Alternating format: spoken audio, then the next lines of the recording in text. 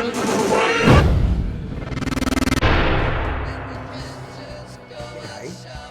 It seems a lot of you are not really getting it. You know, there's a lot to take in when it comes to what's going on with the World Economic Forum and the United Nations and how Australia's embroiled and all that. I mean, how did we get involved? How we broke.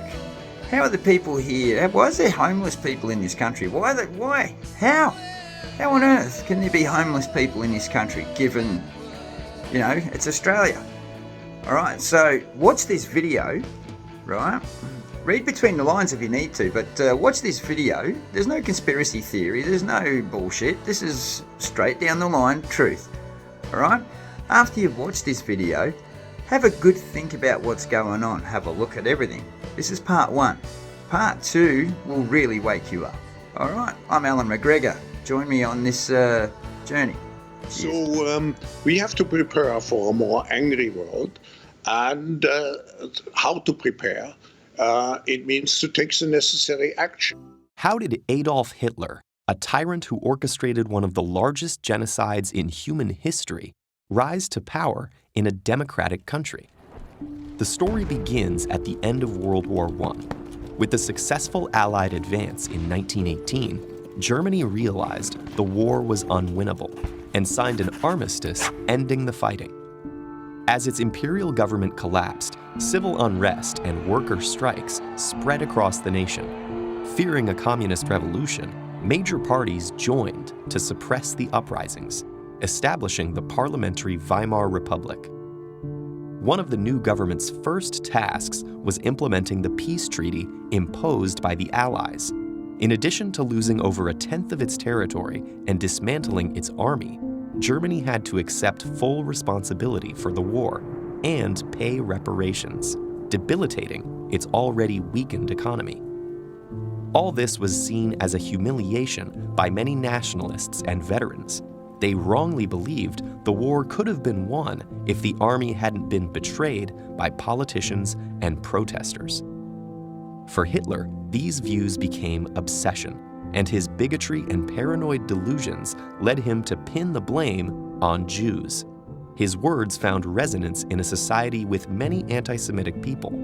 By this time, hundreds of thousands of Jews had integrated into German society, but many Germans continued to perceive them as outsiders. After World War I, Jewish success led to ungrounded accusations of subversion and war profiteering. It cannot be stressed enough that these conspiracy theories were born out of fear, anger, and bigotry, not fact. Nonetheless, Hitler found success with them. When he joined a small nationalist political party, his manipulative public speaking launched him into its leadership and drew increasingly larger crowds. Combining anti-Semitism with populist resentment, the Nazis denounced both communism and capitalism as international Jewish conspiracies to destroy Germany. The Nazi Party was not initially popular. After they made an unsuccessful attempt at overthrowing the government, the party was banned, and Hitler jailed for treason. But upon his release about a year later, he immediately began to rebuild the movement. And then, in 1929, the Great Depression happened. It led to American banks withdrawing their loans from Germany, and the already struggling German economy collapsed overnight. Hitler took advantage of the people's anger, offering them convenient scapegoats and a promise to restore Germany's former greatness. Mainstream parties proved unable to handle the crisis, while left-wing opposition was too fragmented by internal squabbles. And so, some of the frustrated public flocked to the Nazis, increasing their parliamentary votes from under 3% to over 18% in just 2 years. In 1932, Hitler ran for president, losing the election to decorated war hero General von Hindenburg. But with 36% of the vote, Hitler had demonstrated the extent of his support. The following year, advisors and business leaders convinced Hindenburg to appoint Hitler as chancellor, hoping to channel his popularity for their own goals. Though the chancellor was only the administrative head of parliament, Hitler steadily expanded the power of his position. While his supporters formed paramilitary groups and fought protesters in the streets, Hitler raised fears of a communist uprising and argued that only he could restore law and order. Then, in 1933, a young worker was convicted of setting fire to the Parliament building. Hitler used the event to convince the government to grant him emergency powers. Within a matter of months, freedom of the press was abolished. Other parties were disbanded, and anti-Jewish laws were passed. Many of Hitler's early radical supporters were arrested and executed, along with potential rivals. And when President Hindenburg died in August 1934, it was clear there would be no new election. Disturbingly, many of Hitler's early measures didn't require mass repression. His speeches exploited people's fear and ire to drive their support behind him and the Nazi Party. Meanwhile, businessmen and intellectuals wanting to be on the right side of public opinion endorsed Hitler. They assured themselves and each other that his more extreme rhetoric was only for show. Decades later, Hitler's rise remains a warning of how fragile democratic institutions can be in the face of angry crowds and a leader willing to feed their anger and exploit their fears.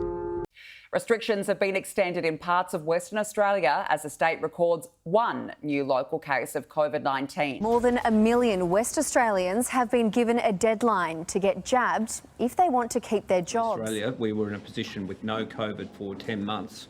So therefore, our freedoms were much greater, and therefore our vulnerability was much greater. As snap-happy Mark McGowan, less than 24 hours after emergency legislation became law. Premier's Rockingham office is a crime scene tonight, and one of his staff members has been taken to hospital in a suspicious package scare. It follows vandalism and a death threat made against Mark McGowan. Are you starting to get it yet? Are you starting to see where all these little things link together? Are you starting to understand? If not, keep watching. Right? Because it's as plain as day. And when you realise what's actually going on, I don't know how you're going to feel. You'll feel that cold tingle go down your back. You'll feel those hairs stand up in the back of your neck. I'm not kidding you. All right? So stay tuned. Keep watching. I'm Alan McGregor.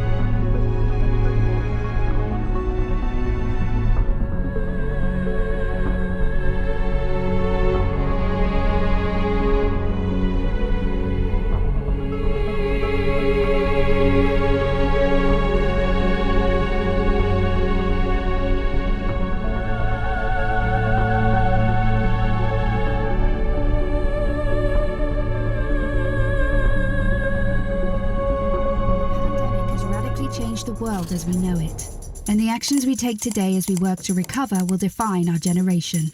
Now is the time to think what history would say about this crisis. 2020 has been challenging on a lot of levels, as economic, environmental and societal frailties have been laid bare. But it's also proved that when we need to, we can act rapidly and restructure our lives. The recovery from the pandemic is an opportunity. We can see rays of hope in the form of a vaccine, but there is no vaccine for the planet. Nature needs a bailout.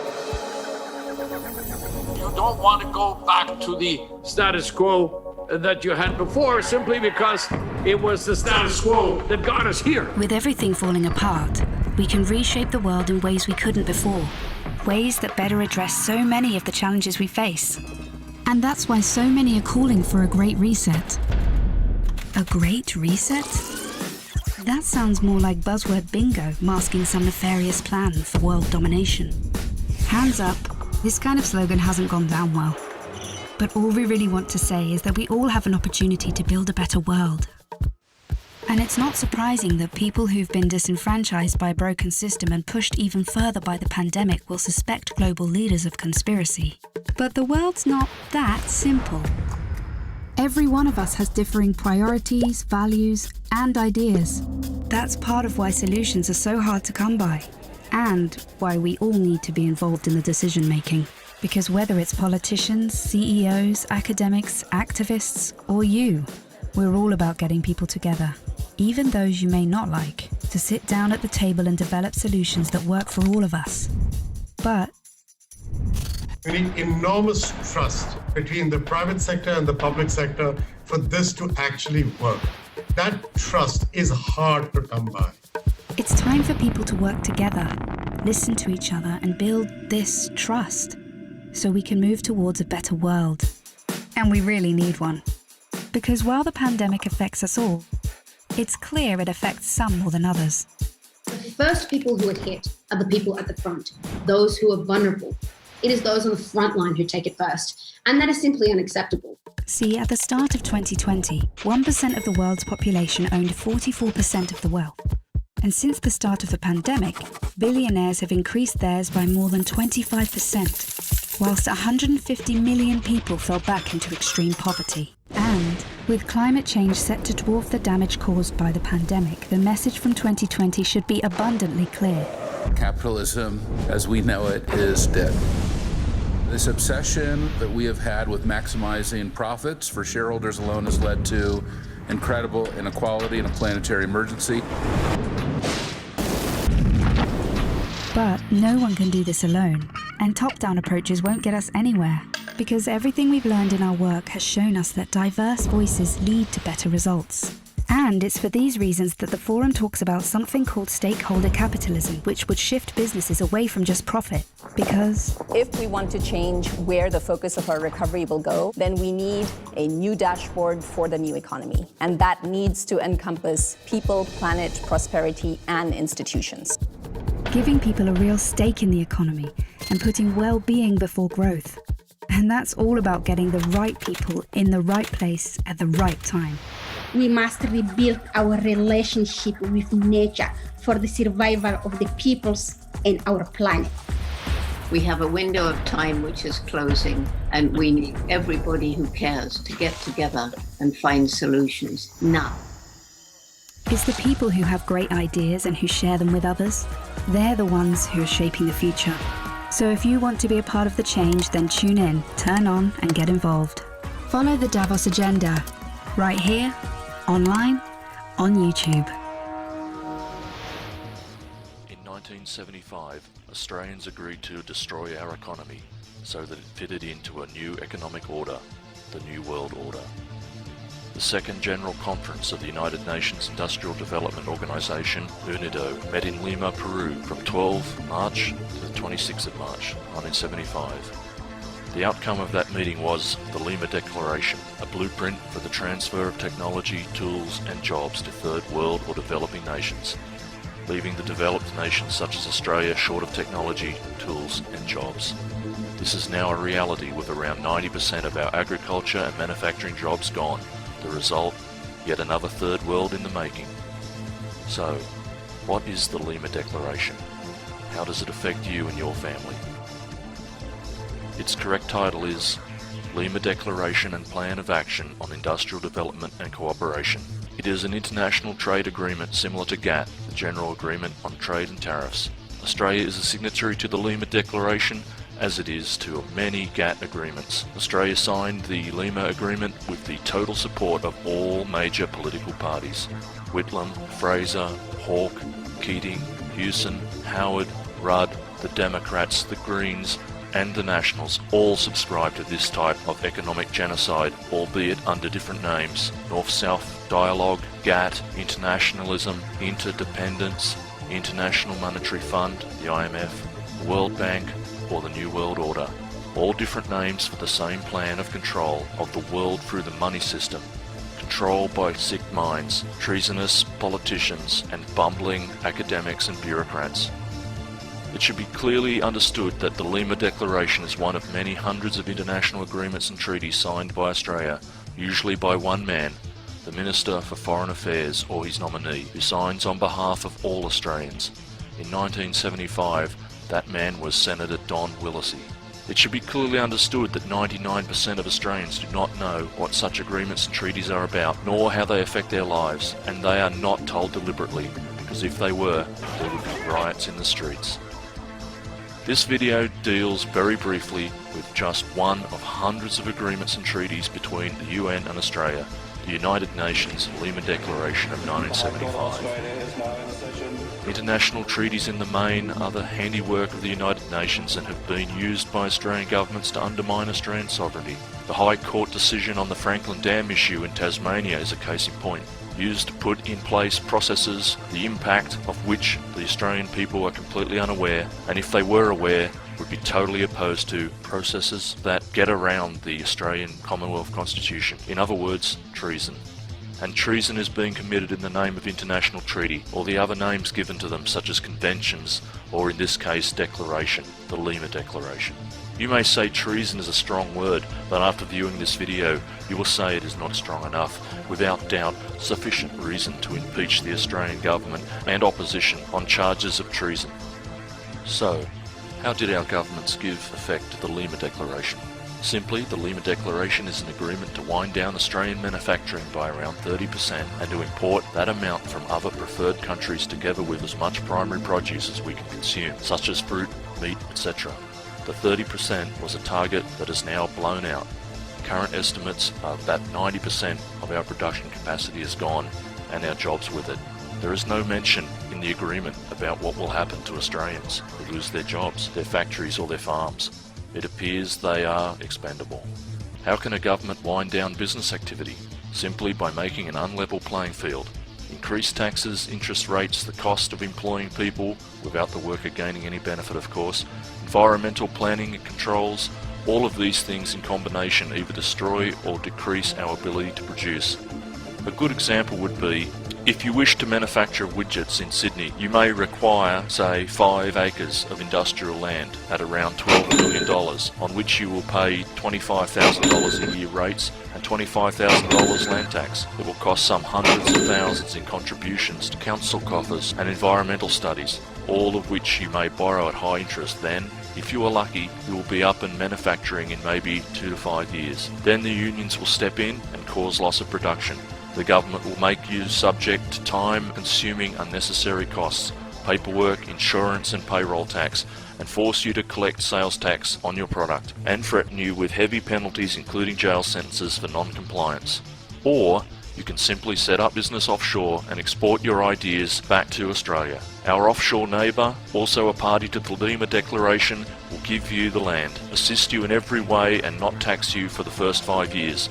Their interest may range from 0 to 4%, not to mention the Australian government's incentives available to importers from preferred countries.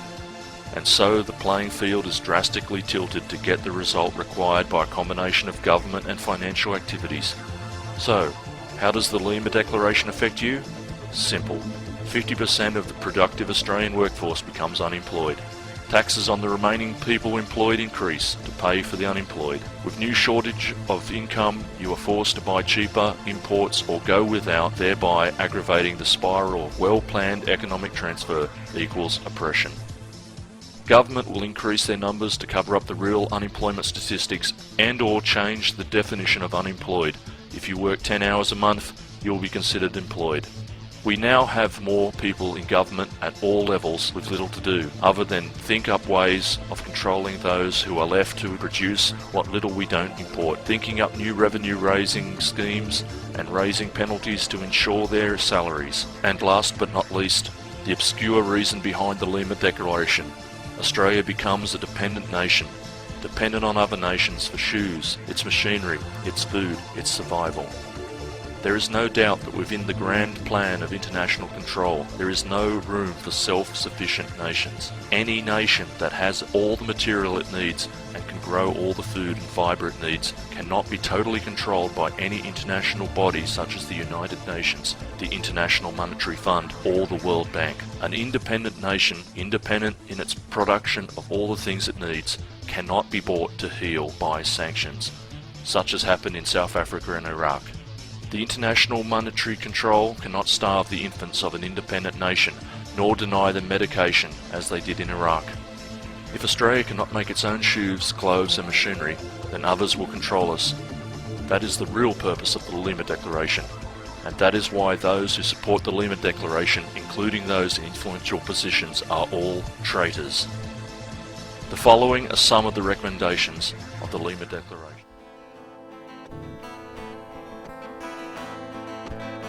Pull the trigger when the lights go down. His fingers moving, they don't make a sound. There's lyrics here and they be running round.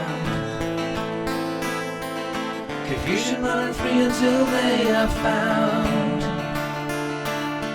But I won't let these bastards drag me down. No, I won't let these bastards drag me down. You'll be keeping it in time as you clasp your hands.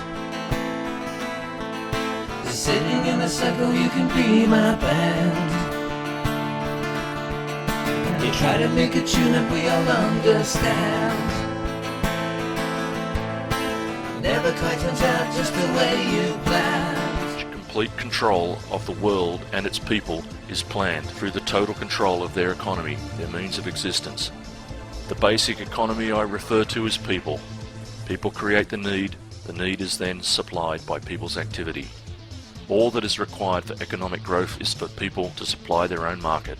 The proposed new economic order is not about developing third world countries' economies for the benefit of their people. It's about developing for the establishment's benefit, our would-be masters, the would-be masters of the new world order. It is an absolute nonsense to say that a country needs to export to survive and prosper.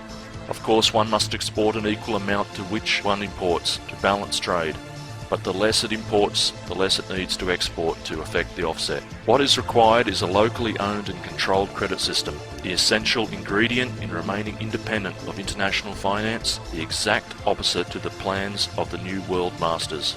Every country should work toward import replacement, which is exactly the opposite of the strategy set out in the Lima Declaration and exactly the opposite to the current policy of export, export, export. Currently, Australia exports below the cost of production. Therefore, the more we export, the more we go broke. If the fundamentals on which the Lima Declaration is purported to be built were half correct, our world would have to carry out export-import trade with another world in export to survive. This is quite obviously nonsense. The whole world will continue to fall for this treachery while ever the man in the street remains as a mushroom under the spell of bankers' trickery and that of the stooges who fill both elected and public service positions on all sides of politics. The new economic order is mentioned no less than 21 times in the Lima Agreement. That is what the Lima Agreement is about. Locking the new developing countries into their economic trap and their plans for total world economic control, at the same time reducing developed countries to third world status, clamping the shackles of international debt on every human being, bringing about total world slavery and the legally enforceable shackles of debt chained to the slave master, money power. Every Australian is immediately required to make a decision between debt-controlled slavery in perpetuity or the age of prosperity. Both are eminently possible. One we will have, but which one? In the past, we would see articles about 1 million body bags ordered by FEMA, or 300,000 plastic coffins ordered by Homeland Security. I mean, we've had all those articles. We just have never... But people don't care about an article or a news story. They want to see the coffins. So some folks in Georgia saw one of these facilities, and we've got Google photos of it and ground photos and video of it, and it is more than 500,000 of these giant coffins stacked outside. You'll have big stacks of lids and then stacks of the coffins, one inside the other. Now, FEMA and the CDC say that they're, by the way, this is nearby the CDC, Center for Disease Control. They say that they're only doing this in case there's a mass biological outbreak. They say that they're only doing this in case there's a mass biological outbreak. We know this is FEMA. We know that these are coffins. Some people are debating that because we have all the news articles where it says FEMA's ordered coffins and body bags by the millions. This is just one stockpile just a few miles away from the Atlanta airport. Hello, my name is Mark McGowan. I am the Premier of Western Australia. Hello, my name is Mark McGowan and I'm Yubara Premier here in Western Australia, and I'm the interpreter. I'm going to talk like Creole, like Yubara, what he talking about. This is an important message to keep Aboriginal people safe.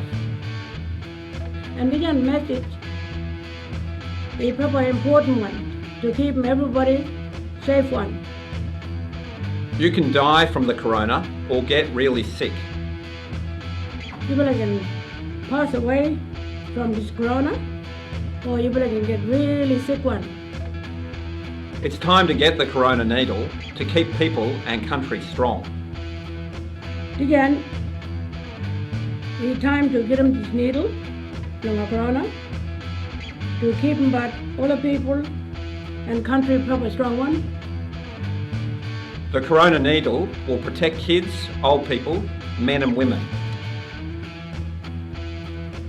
Well, the young corona needle gotta keep them well safe one for all the kids and for all the men and women. Many people around the world have already had the needle. Big more people all around the world can already get them but the needle. It is free and it's safe. Again, that needle blood corona is free one and is safe one. If you're worried, talk to your clinic or medical centre or go to Roll Up for WA on the internet.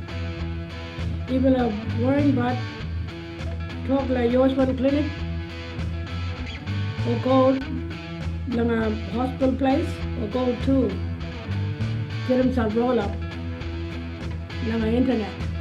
So get your needle now and stay strong. Thank you. So you are gonna get them that needle and stay proper strong one, and thank you. So in 50 years of life, now one of the things I've always remembered and what I grew up with, and it was basically hammered into us by every part of society, was what happened in Germany and Europe during the Holocaust, during the Nazi occupations. It was quite vile. It was really disgusting. But another thing we were shown or told was to look out for the signs of such things coming again. You know, so we look for the propaganda. You know, you look between the lines. You don't look face value of what politicians tell you. If you do that, you're a moron, right? Because politicians they're basically professional liars. You know, they lie to get positions. They lie to get funding. They lie to get pretty much everything. They lie to get your support. That's what politicians do. So when you look at politician versus a doctor, you know, if you see a doctor that's working alongside a politician and repeating everything that politician says, votes for that politician, supports that politician, then that doctor's a fucking moron. Okay? Now, if you, it's the same with any profession. Okay, let's have a look at those that support the mandates. Okay, now let's look at the Nazi Party and then let's look at the Labor Party. Okay, so these people support the mandates, also support Labor and the Greens, right? Those that don't support Labor and the Greens did not support the mandates. You're seeing the correlation here. So health is weaponised to become political.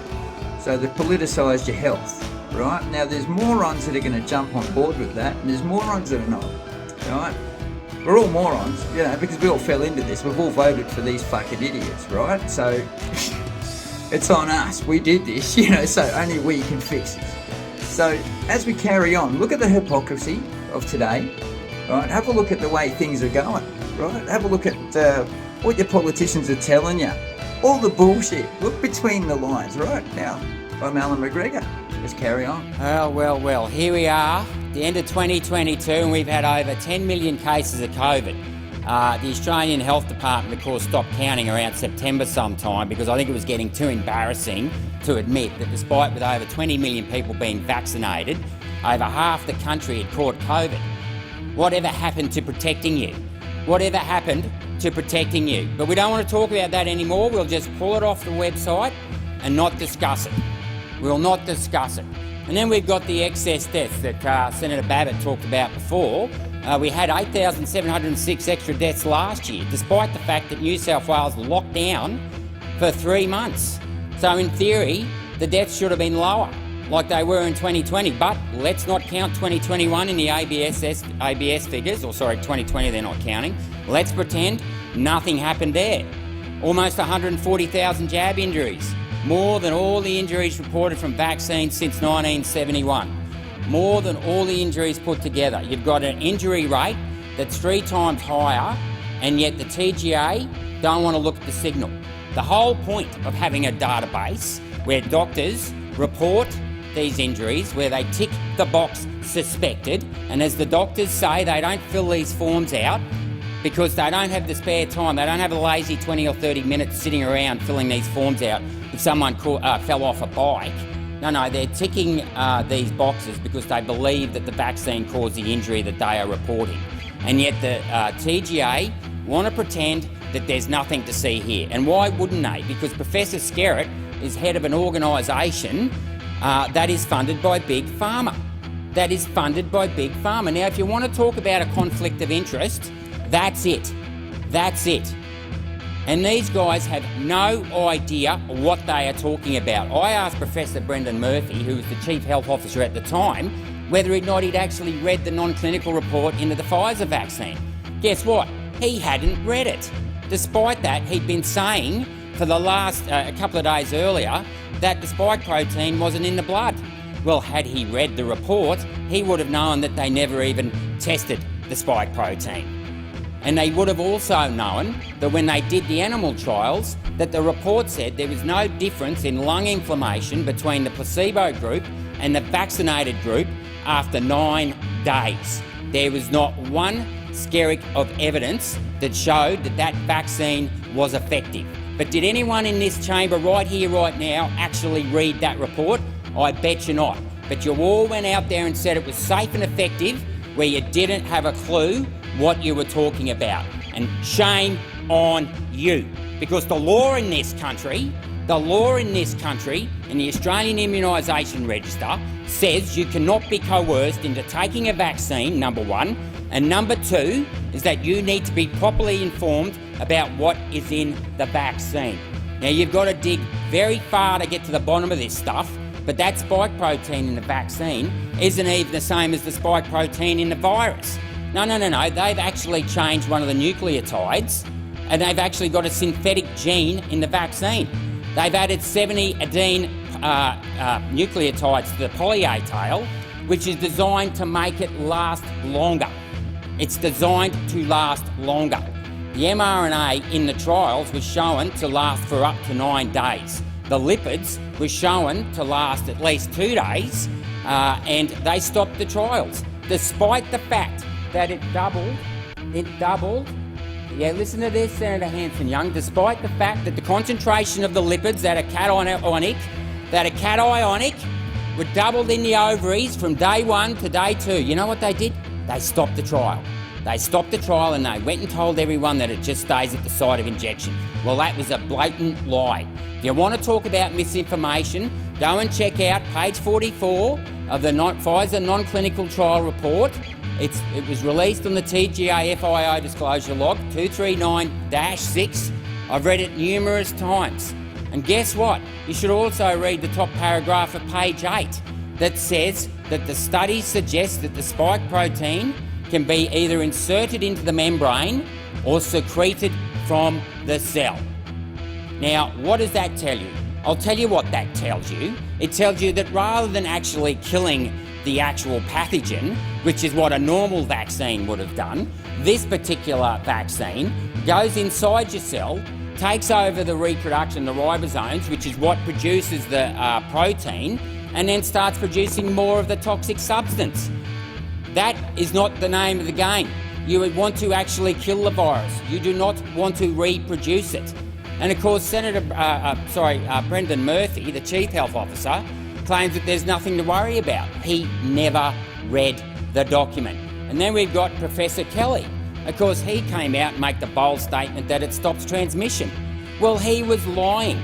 because the FDA came out in December 20 and said that there was no evidence that the vaccine stopped transmission. And when I pressed him on it, there's no trials to show that there's any IgA in the mucosal system.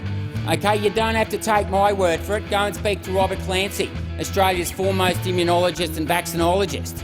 Okay, he's retired. You can trust this guy. He's not on the take from Big Pharma or the big universities that aren't actually interested in research. They're just interested in lining their own pockets.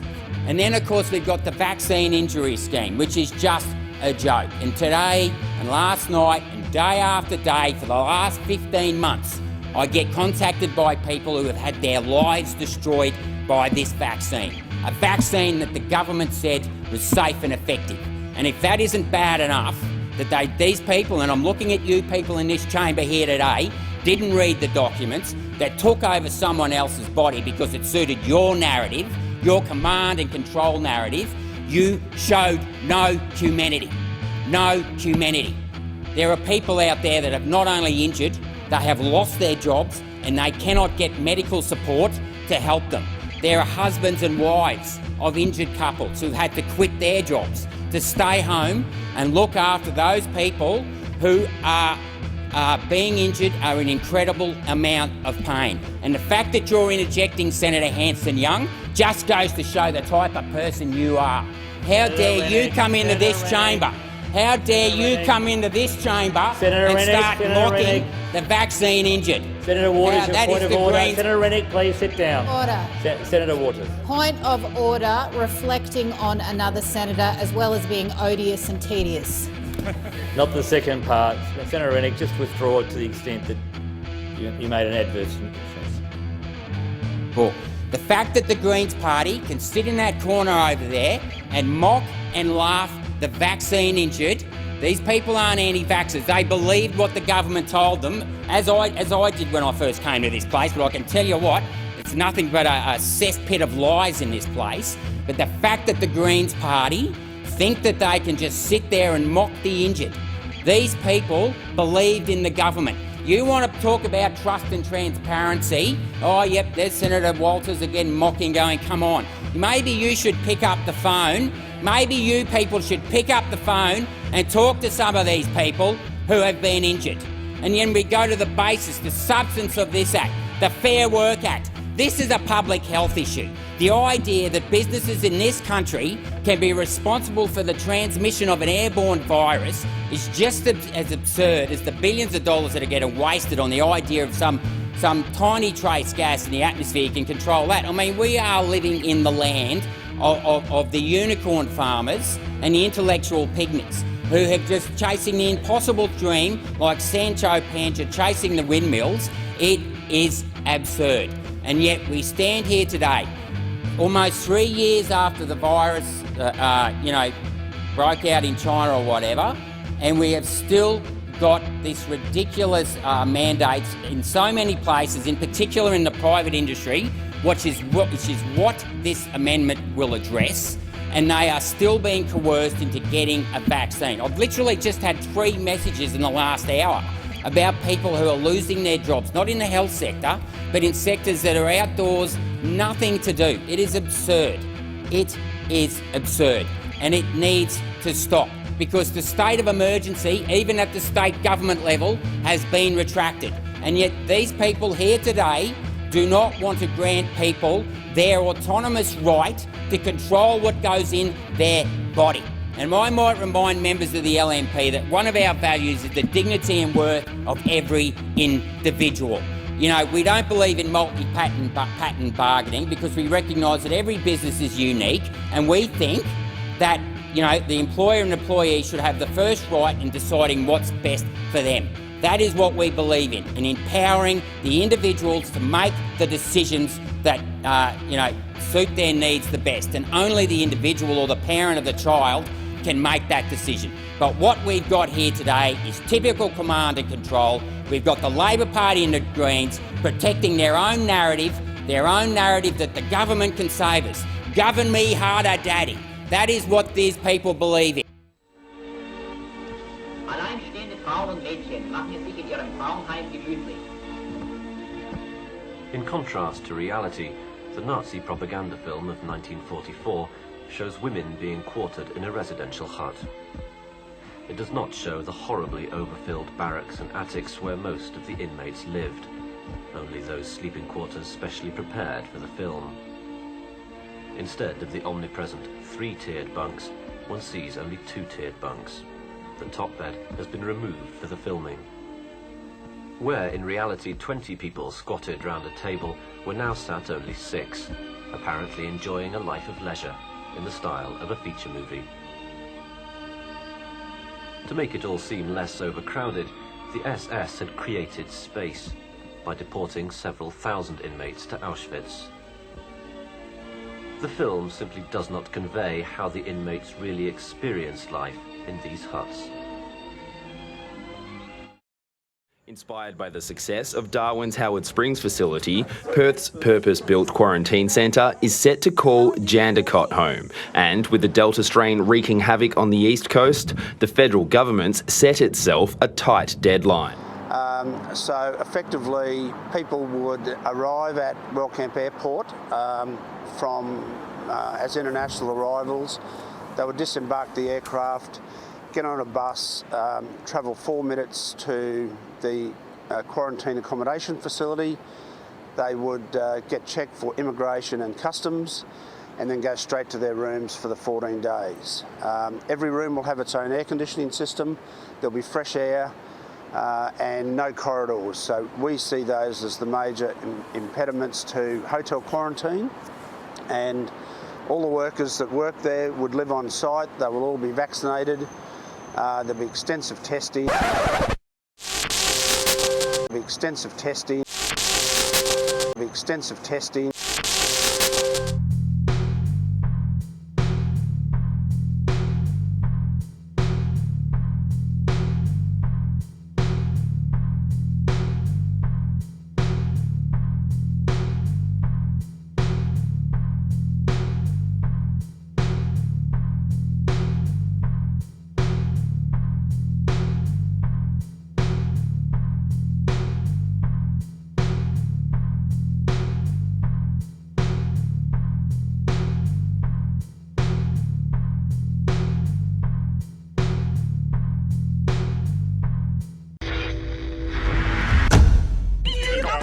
Run away!